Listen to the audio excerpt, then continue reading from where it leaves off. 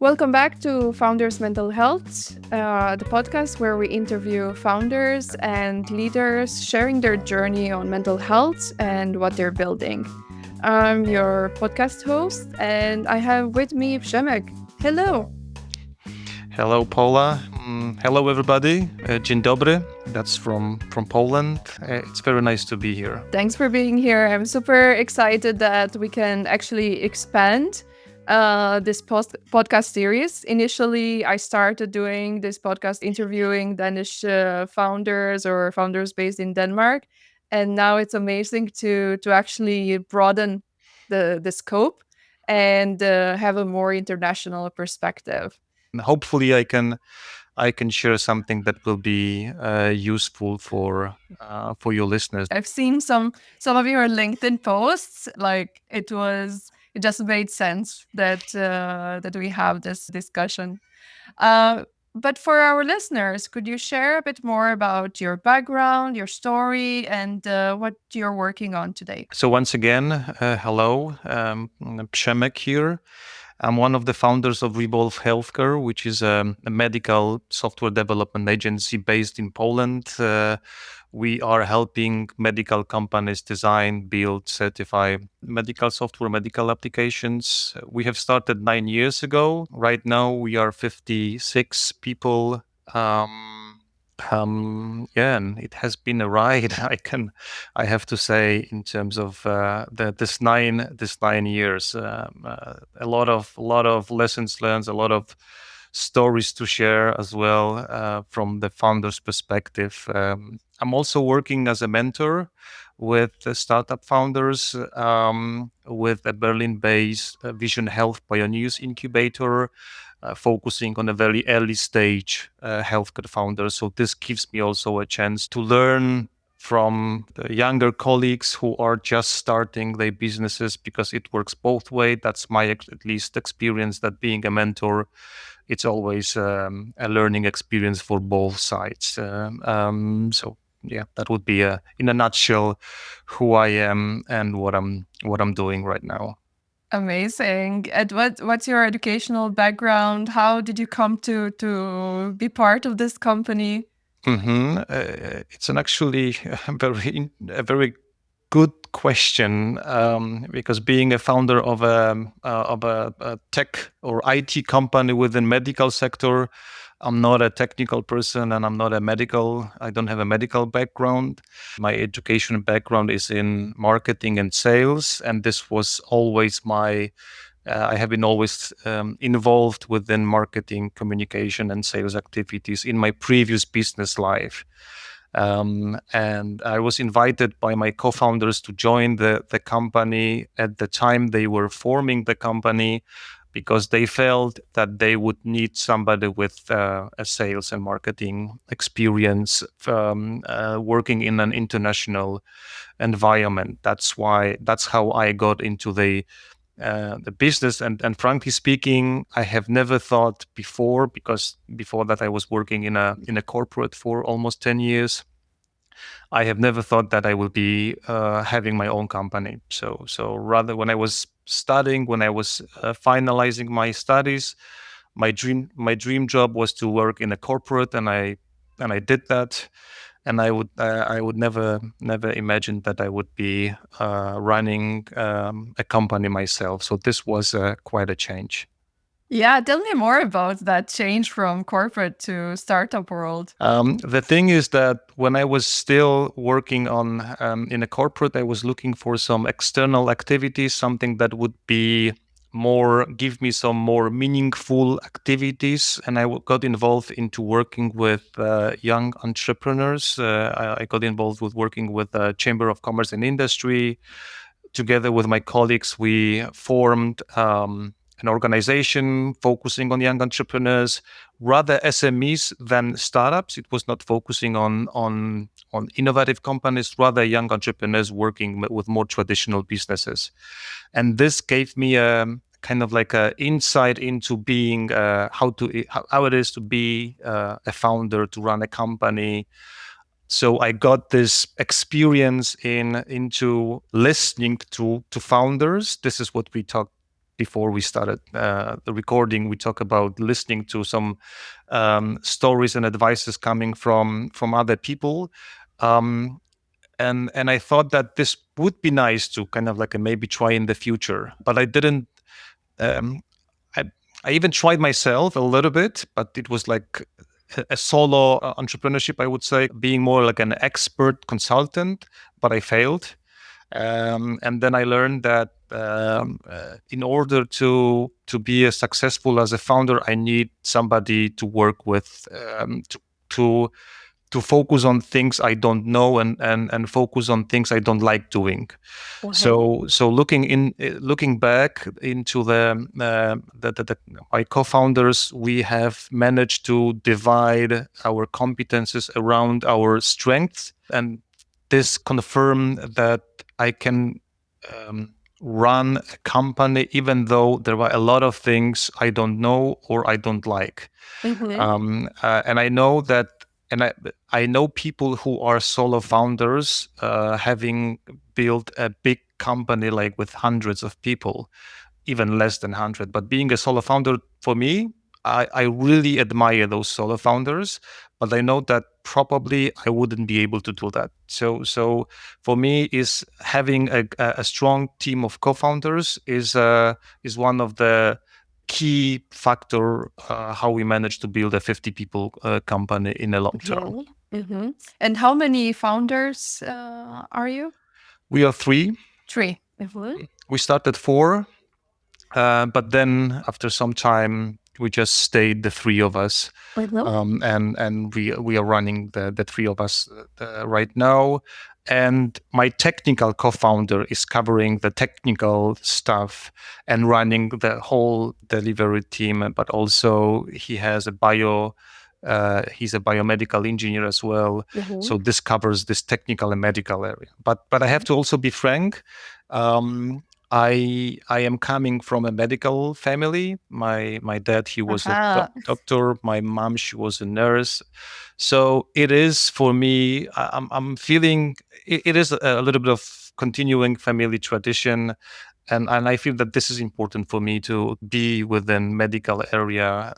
Um, in that sense, I can continue the family tradition. Mhm. Mhm. Amazing. And I'm curious when you went from kind of the passenger seat, from mentoring others, going more into the driver's seat, what was the most surprising thing for you? Um, One of the things which is still a thing, and I think it's a natural thing when you are a leader and a founder, is that to some extent you are lonely. Mm. So when you are an employee working in a team, even if you are a leader of a team, there is always somebody above you and somebody beneath you. And there are colleagues which are like working with it within the same area. It means that whenever you are taking the decision, there is something difficult, you are facing problems, you can always ask for help, or even sometimes somebody else can take decisions, right? Mhm. When you are a founder, that doesn't happen, right? There is nothing. uh, if you have co-founders, this is the only team that you can be very open about the problems, trying to find solutions, but there is nobody else that will enter the office and say, you should do that, or you should do this, or you have to do this. You don't know. It's you have to work on your experience, on your intuition. Obviously, we talk a lot with the team about how to solve some of the challenges, but in the end of the day, I think the leaders are the founders are a very lonely position if you think about taking the responsibility. So that was the one of the most surprising things that I have experienced. Mhm. And there is a way, and this is actually something I learned from my previous business or my previous activities. Actually, other founders, not your co-founders, but other founders, are your peers. Yeah. So this is why it's important to have those communities of entrepreneurs where you can speak openly and sometimes help each other or see how other people have tackled a specific problem. So it's still important for me to participate in some community based meetings for Mhm. founders, because I know that they are probably, even though they might be from different areas, different industries, but some problems are similar all the same. Yeah. Yeah. It's very true. And sometimes, even if you have co founders, you have different roles and you're driving the ship together. So, any cracks, any doubts can generate an immense trouble. And we all have doubts. I've seen some studies showing that a lot of the founders are actually thinking of giving up, but they're not telling anyone and so on, right? Um, and they're not going to tell their investors, and they're not going to tell their co-founders, right? It's that optimism and positiveness that you need to maintain.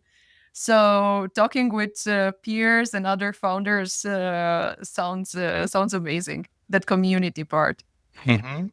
But I can be very open and frank also about one thing, which is, I think, still, and especially with your focus on the founder's mental health, I think one very important thing is that we usually say that you have to keep forward, you have to push forward because, well, this is the way you achieve success.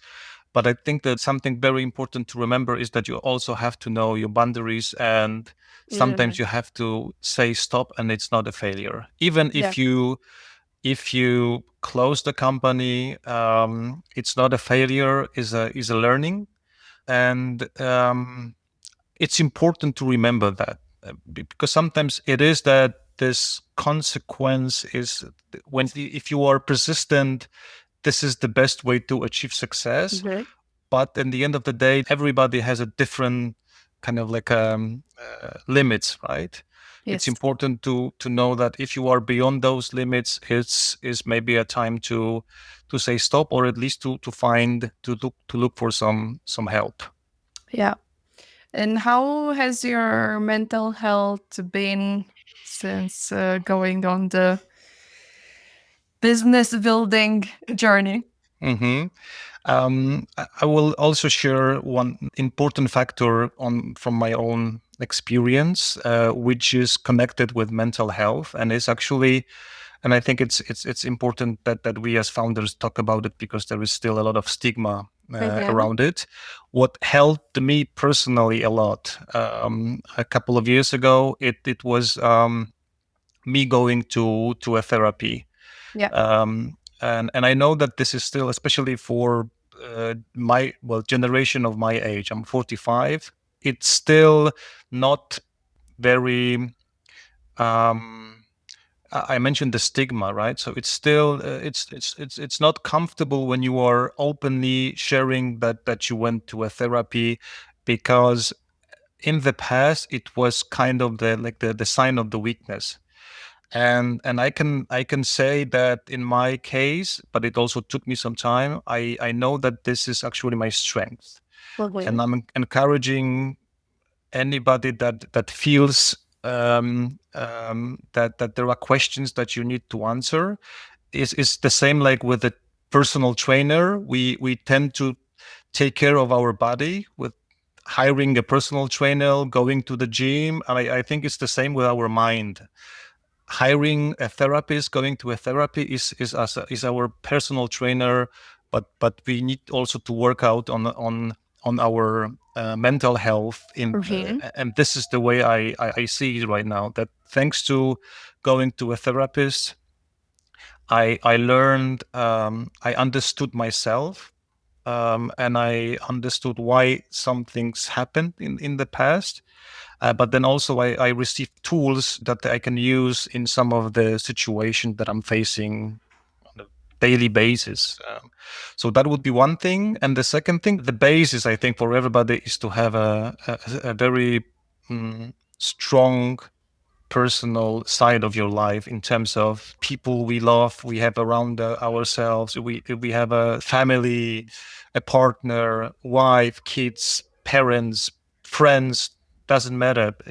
I'm a family that can be very broad, Mhm. but people that you feel comfortable with and that you are not in disagreement in. This is the grounds for me, the basis that you are, at least in my case, I feel that I have a strong basis. And thanks to that, whatever is shaking me in my business life, which is above it, I have a strong basis in my private life, and Yeah. this helps me keep fighting with the odds, with the challenges. Mhm. Mental health, I think it's crucial for being a successful founder.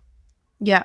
And knowing your limits, knowing when to ask for help, right? Because you realize that you'd like some support not only for your physical body but for your mental health, right? Exactly. Yeah. And was there in that decision, because there's a lot of stigma around saying you're going to a therapist and so on and asking for help, was there any influence either from your family or from the fact that you are working in a company in the healthcare area that you think has influenced you to be more to approach actually a therapist?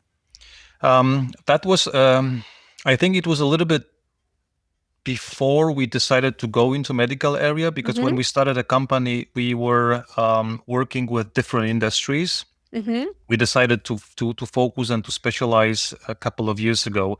It might have been around the same time, but it was not the major factor. I think the major factor was that I was feeling that I'm in a mess, and then I want to and I need to understand why some things happened and still happens. Why I'm feeling so depressed. I might even be in a kind of like a depression, not like a clinical state of depression, but rather it was a dark, I would say, a dark moments, and I wanted to deal with that, trying to understand who could be the right person to talk to help me Yeah. understand and solve those things. And I wanted to talk to an expert, right? Yeah. It's like when we are solving a problem, a business problem, we want to hire or to have an expert within our team or external consultants. We want them to be experts within the field. So I wanted to have somebody who can be expert within the mental health. So that's why I decided, well, like a personal trainer for your body, and a therapist is a personal a trainer for your mind. So I wanted to find somebody that would help me solve things, and that actually what happened. So it took some time. It didn't happen overnight. But I was really happy, and I have to admit that the my biggest win, which was also not very straightforward to me at the very beginning, because it took me almost 2 years, so that was quite a long time.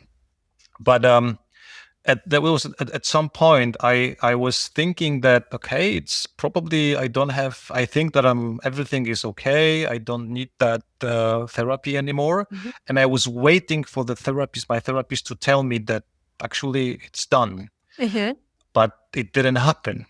And then I realized, which was one of the biggest surprising thing, but it made me very strong, that actually this is me who have to say it out loud that I don't need that help anymore. Yeah. And that happened. And then I felt so empowered that this made sense. Amazing. And then it was the last sessions. And I really feel that this is the one of the best business decisions. I'm not even talking about private life, but one of the best business decisions, because as I said, I got a lot of tools right now to handle challenging things that Yeah. happening when in your business life. It happens every day. Yeah. Yeah. Absolutely. Wow. What a nice growth journey. Thanks for sharing that. That was a journey, I have to admit.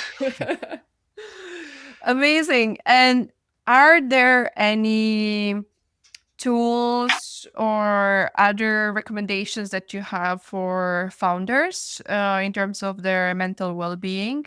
You mentioned the social network, asking for help, like asking a therapist, a professional, an expert, when things are not looking so good. So, what else? The thing is that at least something that helped me was to understand who I am, and that people are different. Because in the past, there were times when I was feeling um, kind of like that somebody else is doing things better. Mhm. And I was sometimes trying to copy the things that somebody else was doing because I thought that this person is successful. Or sometimes we read about people that they were successful by doing this or that, and then I realized that I am a different person. So I started to think, okay, so who am I, and what are the things that I am good at? For example, I am more an introvert than an extrovert, and in the past I thought this is a bad thing for a sales guy. And right now I learn how to be a good sales person, because I have a sales team, but I'm still also as a founder selling myself as well. I learned that I can be a good salesperson being an introvert, but I needed to understand, so what is my way of selling, how to make how to be comfortable within that role. Because if I am comfortable with that role, with myself in doing that, then I can be successful. So that would be my advice, just to try to understand who you are, what are your strengths, what is your way of doing things, and then do things your way, not the way the other people were saying. Because something that works for me would not work for somebody who is a very extrovert. And I know that people are successful in sales being a completely different person than I am. But I'm not feeling bad about that anymore. Yeah, yeah. Amazing. Great advice. I like it and agree with you. It's so easy these days to look at the LinkedIn channel, right, and see all these posts of success and oh, this other company is doing better and so on. And I actually have a reminder for myself here on the whiteboard. Just because something similar exists doesn't mean you can't build it better and more relevant.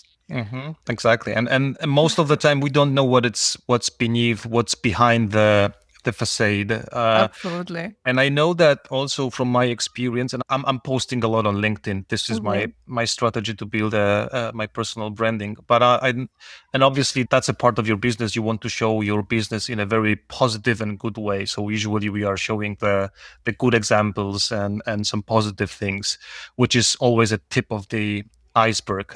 So I'm trying to share some things which are not just successes and winnings, but also things that I have learned, experience, some bad experience sometimes, just to show that it's a roller coaster, and there will be good moments and there will be bad moments, and that's normal. Usually looking at other people and other companies, we see rather the good moments, but also I think we as people tend to see maybe that other people are more successful or better than us, because we see that they achieve more, which many times it's not true. Yeah. Um, Yeah, exactly. Exactly. And I really hope that also through this discussion, we're normalizing more discussing about mental health for founders.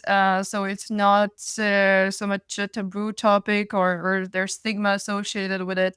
But in a similar way as you're taking care of your body, you take care of your mind as well. So it's been amazing to hear about your journey. Do you want to share anything else? I'm happy to talk about my experience. I'm not very comfortable with giving advice, because I know that people are different. So I don't want to summarize with any advice. I'm really happy that I could be here, talk about mental health, sharing my a little bit of my story on that side.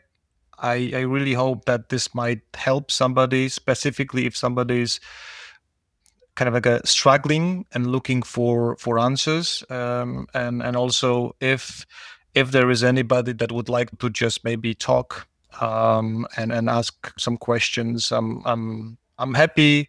So you can find me on LinkedIn. I'm happy to share some of my learnings, because I do believe that mental health, it's a top priority for founders if you think about your company, your life in the long term. Yes. Reach to us, join the community, and let's help each other and keep each other sane. Exactly. Paula, you do a really great job in focusing on that topic, and I do believe that this is a very important and good way forward to inspire other people that they should take care of themselves. Thank you so much, and thank you for joining today and sharing your learnings. Thank you so much, Paula, once again for the invitation, and well, have a great day, and see you next time in Copenhagen. See you next time. Bye bye.